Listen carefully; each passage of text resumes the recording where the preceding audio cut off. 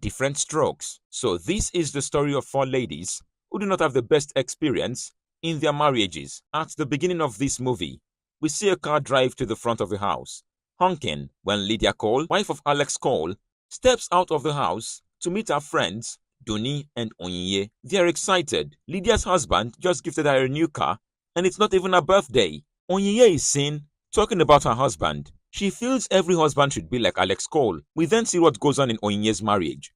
Her husband is a workaholic who barely has time for her. He's more concerned about work.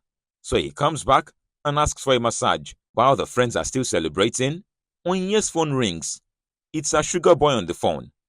I forgot to tell you that Onyinye loves men, or sugar boys as you might want to call it. These ladies hype Lydia's husband as Duni has a flashback. In the flashback, she is seen with a therapist talking about her marriage.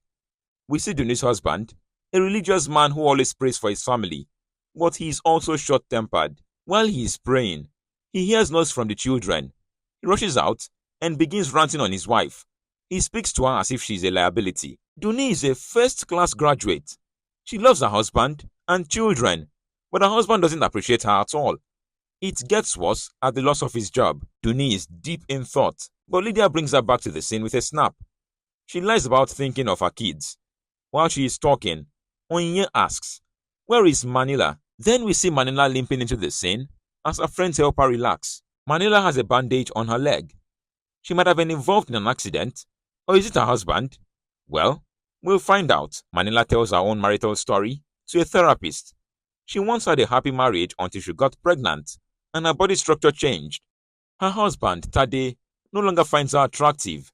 He body shames her all the time, leaving her in deep pain. Back to her friends, Manila breaks her leg in her quest to lose weight.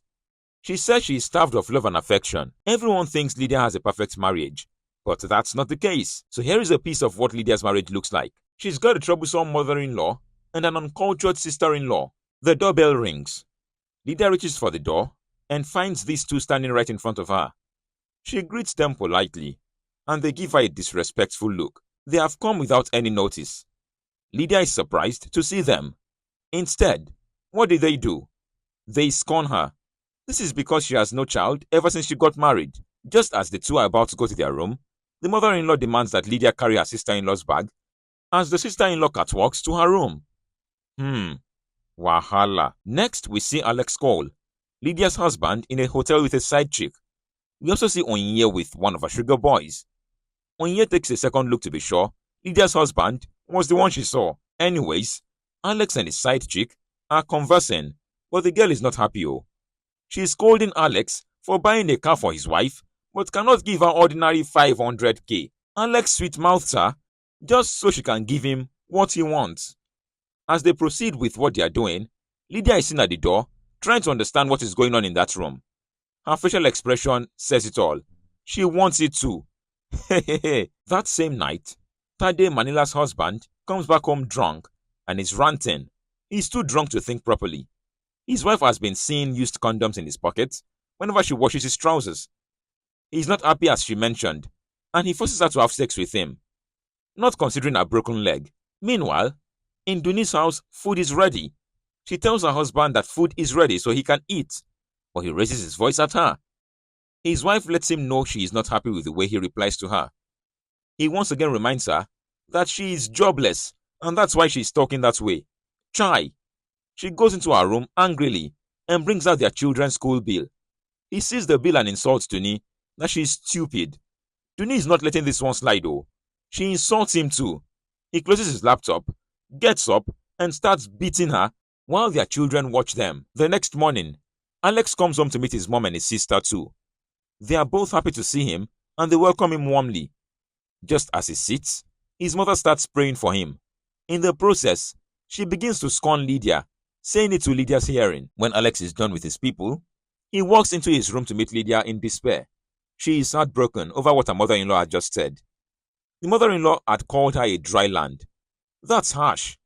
Instead of consoling his wife, Alex tells her, instead of you crying about people pointing at you, maybe you should invest your energy in giving them a reason not to.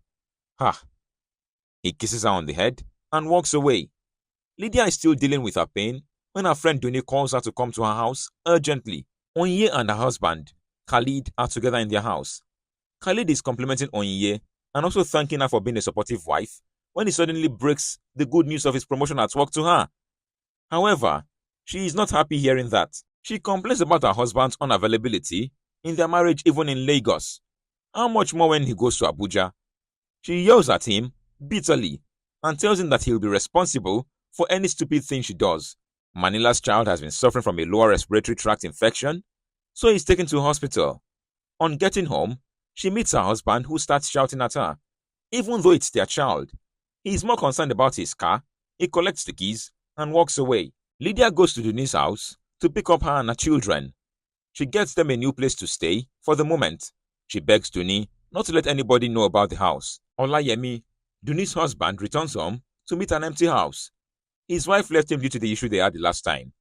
He's depressed as he has just lost his job and is in debt of 9 million naira.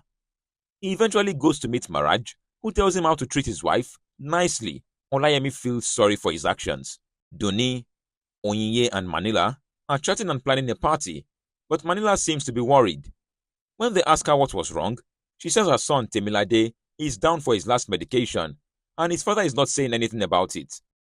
She has been trying his line, but it hasn't been connecting. Onyinye reveals to Duni that her husband has been looking for her contact so he can apologize. Onyinye doesn't want stress, so she tells Duni that has already invited her husband to the party. She even had to steal one of the invites. At the party, Olayemi is present. Everyone is having a jolly good time, especially Lydia and her husband. Alex gives a speech appreciating his wife, giving her back-to-back brain-busting lines, making his beautiful wife blush. It's a very romantic atmosphere, and while Alex showered his praises on his wife, the guests cheered. Aww. All is going well, not until Mosun runs out of the house to usher two of her friends in, but the bouncer stops them from entering. Lydia had given a clear instruction that no invite, no entry. Mosun keeps ranting and then goes inside to call her mother. In a club, we see Tade. He's telling his guys about his quest of being king. He says the king in his village is about to die and he's going to be the next king since he's the most popular choice and he also has a son. Where Don Kabiesi at Lydia's party. Alex's mother and sister are already creating the scene outside. Lydia comes out to see what is happening, but then Mosun begins to speak rudely to Lydia. When Lydia spoke back, Alex reprimanded her immediately. His mother-in-law starts mocking Lydia again, calling her a bottomless pit. Anyway, Alex orders Mosun and her friends to go in. Lydia tells him point blank that they need to talk. Lydia's friends are comforting her when suddenly Manila rushes out. Her son needs urgent medical attention.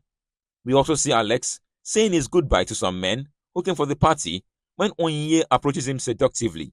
On getting home, Manila tries to find her husband's car keys as she needs to take her son to the hospital very urgently. She keeps trying to call her husband's line, but he continues ignoring her calls because he is with another woman in a hotel. After the quarrel Lydia had with her husband, she sees him sitting in the living room the next morning, and just as she wants to ignore her husband, she remembers the words Denise spoke to her on the night of the party. She approaches her husband and humbly apologizes to him. He also reciprocates her apology.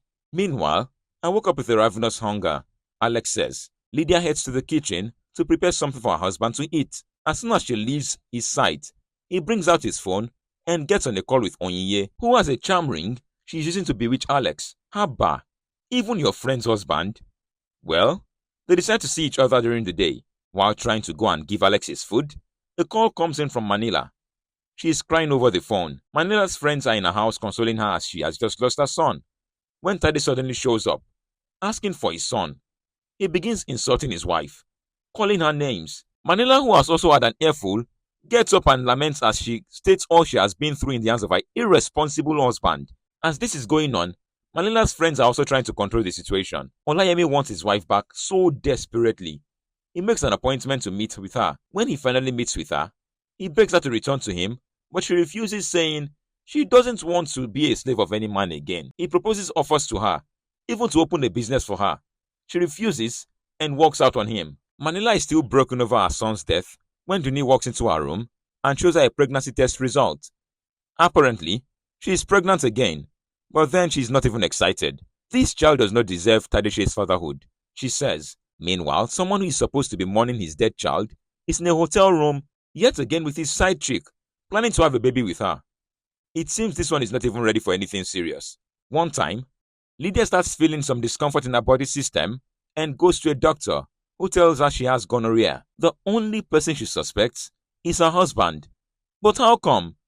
Something is fishy. Tadeshe gets on a call with a chief from his village who tells him to prepare because in the next 6 months, the sun will shine upon their family.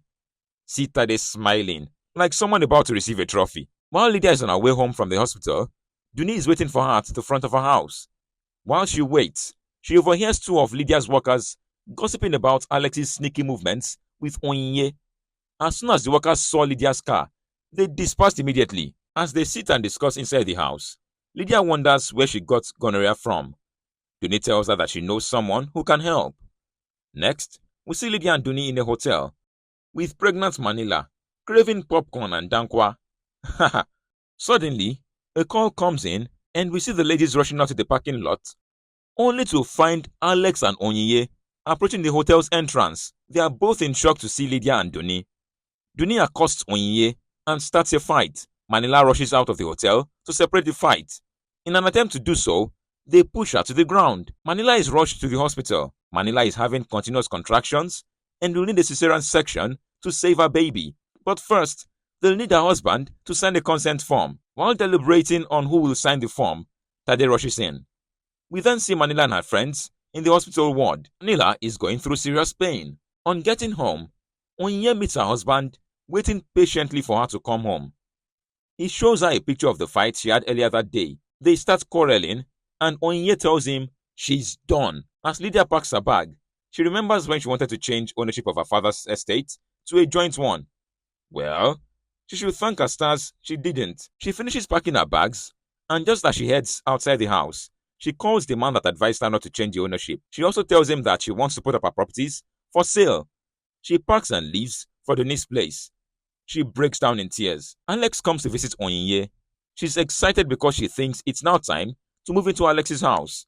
But Alex tells her to give him some days to sort things out. He's about to be stripped of everything in his possession, and Onyinye feels she has been scammed. Waiting outside Manila's ward were Tade, Lydia, and Duni. The doctor came out after a while to break the news that Manila and her baby were gone.